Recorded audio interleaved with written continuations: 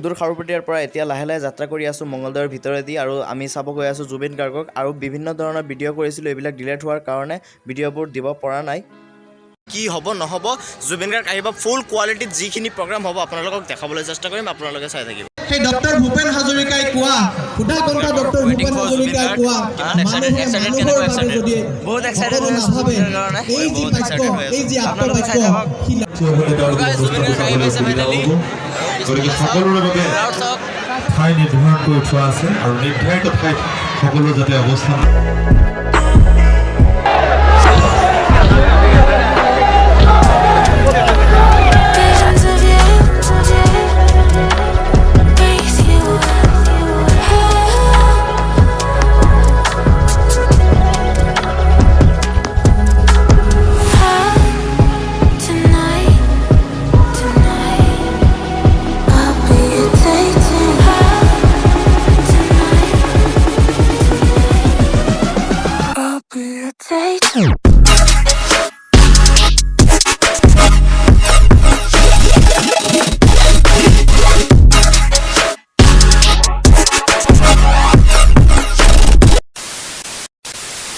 আৰু গাইজ এতিয়া জুবিন গাৰ্গ আহি পাব প্ৰগ্ৰামত আৰু বেছি দেৰি নাই জুবিন গাৰ্গ আহি আছে সদায় ভালদৰে নিজৰ ঘৰৰ দৰে জুবিন দা আহিছে আমি তেখেতক আদৰণি জনাব খুজিছোঁ জুবিন দাক এখন ফুলৰ গামোচাৰে আদৰণি তুলিকা চহৰীয়া কুশল কলিতাৰ সহধৰ্মিনীগৰাকী অতি শিক্ষয়িত্ৰী তেখেতে আদৰণি জনাইছে এইটো স্মাৰক প্ৰদান কৰিব মাননীয় কুশল কলিতাদেৱে জ্ঞান বিকাশ একাডেমীৰ সঞ্চালক মহোদয় সুইটি দাস চুইগি দাসক এখন ফুলাম গামোচাৰে সম্ভাষণ জনাইছে যেনে আৰু গাইজ এতিয়া বেছ চেছ মিলাই আছে আৰু খন্তেক সময়তে আপোনালোকে শুনিব পাৰিব জুবিন গাৰ্গ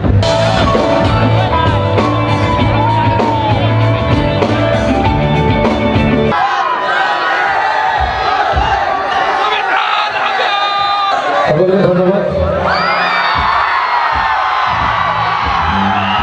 আৰু জ্ঞান বিকাশ একাডেমী সকলো ছাত্ৰ ছাত্ৰী ভগৱতা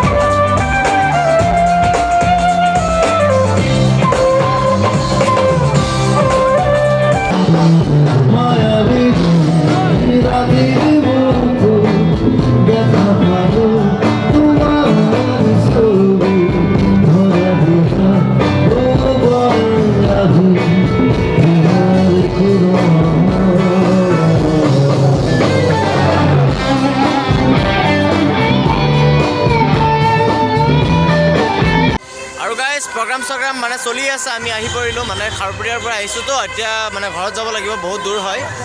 আৰু প্ৰগ্ৰামটো চাই কেনেকুৱা লাগিলে এতিয়া মানে কি ক'ম আৰু ইমান এক্সাইটেড হৈ আছিলোঁ জুবিন দাক মানে লগ আৰু গাইছ হৈ আছোঁ এনেকৈ ইমান ঠাণ্ডা লাগিছে কি ক'ম আৰু আপোনালোকক আৰু গাইছ এনেকৈ ড্ৰাইভ চাইভ কৰি আহি মানে কিবা খাব আহিলোঁ মানে অলপ হেল্ডি কিবা খাই ল'ম একদম ঠাণ্ডাত মানে কঁপি আছোঁ পূৰা ৰাস্তাত মানে অলপ এই তামাম পুলিচে ধৰি আছিল ন বহুত ভয় লাগিছে কি কৰিম আৰু উপায় নাই তো ৰাস্তাত নাইট ডিউটি এইটো অসম চৰকাৰৰ মানে বহুত ষ্ট্ৰিক্ট হয় আমি গম পালোঁ এতিয়া ৰাতিৰ বাজে 2টা নিয়ৰত একো দেখিব পৰা নাই ইফালে তথাপিও দোকান এটা খোলা আৰু গাইছ এনেকৈ কপি ঠাণ্ডাৰ মাজত ফাইনেলি ঘৰ আহি পালোঁ আৰু আপোনালোকে নিশ্চয় থাম্বনেল চাই আহিছে আকৌ জুবিন দাক হৃদয়ৰ পৰা ভাল পাই সিহঁতেও আহিছে বাট যিহঁতে থাম্বনেল চাই আহিছে মই মানে এটা কথাই ক'ব যাম যে এইটো কোনো হেৰি কৰি কোৱা নাই মানে খঙত কোৱা নাই যে জুবিন গাৰ্গ গো বেক এইটো মানে কি হৈছিলে আচলতে মংগলদৈ জ্ঞান বিকাশ একাডেমীত মানে প্ৰগ্ৰামটো হৈছিলে আপোনালোকে নিশ্চয় গমে পায় যিহঁতে গম নাপায় সিহঁতক মই কৈ আছোঁ ভালকৈ লিখা আছিলে যে জুবিন গাৰ্গ জ্ঞান বিকাশ একাডেমীত আহি পাব 8 বজাত সন্ধিয়া 8 বজাত আহি পাব কিন্তু আচলতে লাহে লাহে মানে দেৰি আহিছে 5টাতে 6টাতে না 5টাতে আহিছে মই মানে শুনা মতে আৰু অহাৰ পিছত মানে জুবিন দাৰ যিখিনি মানে সামগ্ৰী আছে সা সঁজুলিবিলাক লগত আনে চাউণ্ড চিষ্টেমখিনি লগত আনে সেইখিনি আনোতে মানে লগাওঁতে মানে বহুত টাইম হৈ গ'ল মানে 10টা বাজি গ'ল 10টা 11টা হৈ গৈছিলে বাট তেতিয়া কি হৈছিলে মানে সিহঁতে ভাবিছে যে জুবিন গাৰ্গ আৰু দেৰিকৈ আহিব মানে বহুত মানে ঠাণ্ডা পৰি আছিলে ন বহুতে ৱেইটিং কৰি আছিলে সেইবাবে সকলোৱে কৈ আছিলে যে জুবিন দা কিয় নাহে জুবিন গাৰ্গ কিয় নাহে সকলো মানে তাত এটা বিশৃংখলাৰ সৃষ্টি হৈ গৈছিলে সেইবাবে তেতিয়া জুবিন দা আহি পাইছিলে ৰাতি 12 বজাত প্ৰগ্ৰামখনত আহি পাইছিলে আৰু ধুনীয়া ধুনীয়া গান গাইছে সেই বুলি আপোনালোকে এইটো জুবিন গাৰ্গক মানে সঁচাকৈয়ে গো বেক কৈছে বাট সিহঁতৰ যিটো এক্সপ্ৰেশ্যন চাইছোঁ যেতিয়া গো বেক পোৱাৰ পিছত যিটো এক্সপ্ৰেশ্যন চাইছোঁ মই সেইটো মানে খুব বেলেগ আছিলে তাৰপিছত এতিয়া জুবিন দাই আহিলে এইখিনি সকলোৰ মানে মনৰ পৰা হেৰি হৈ গ'ল কাৰণ অসমৰ শিল্পী জুবিন গাৰ্গ আগৰে পৰাই সকলোৱে মানে সৰু নাই ডাঙৰ নাই সকলোৱে চিনি পাওঁ আমি জুবিন গাৰ্গক সকলোৱে চিনি পাওঁ কিন্তু এইটো আমাৰ অসমৰ জনপ্ৰিয় কণ্ঠশিল্পী জানো এনেকৈ কোনোবাই ক'ব পাৰিব জানো আপোনালোকে কমেণ্ট কৰি ক'বচোন আৰু যদি আপোনালোকে মোৰ চেনেলটোলৈ নতুন আহিছে please subscribe my channel Asif blogs thank you আকৌ লগ পাই আছোঁ আপোনালোকক নেক্সট ইণ্টাৰেষ্টিং আৰু